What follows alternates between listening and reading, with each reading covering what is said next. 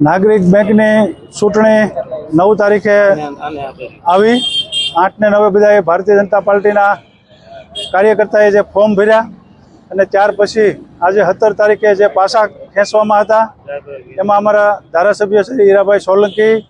નાગરિક બેંકના જે પ્રમુખ હતા અમારે ભારતીય જનતા પાર્ટીના મહેન્દ્રભાઈ, વેપારી એસોસિએશન ને બકુલભાઈ વોરા, માજી નગરપાલિકાના પ્રમુખ અમારે અત્યારે નગરપાલિકાના પ્રમુખ મયુર દાદા અને સંગમ આખી ભાજપ ટીમ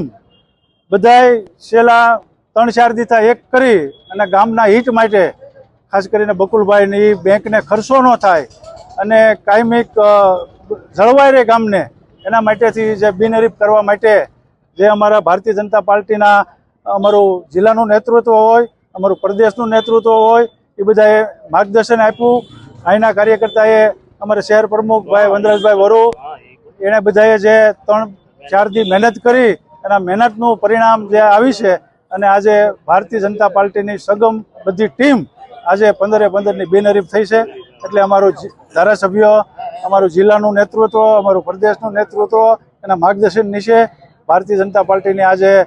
સગમ ટીમ વિજય થઈ છે. એમાંથી પાર્ટીના કાર્યકર્તા ખુશ છે.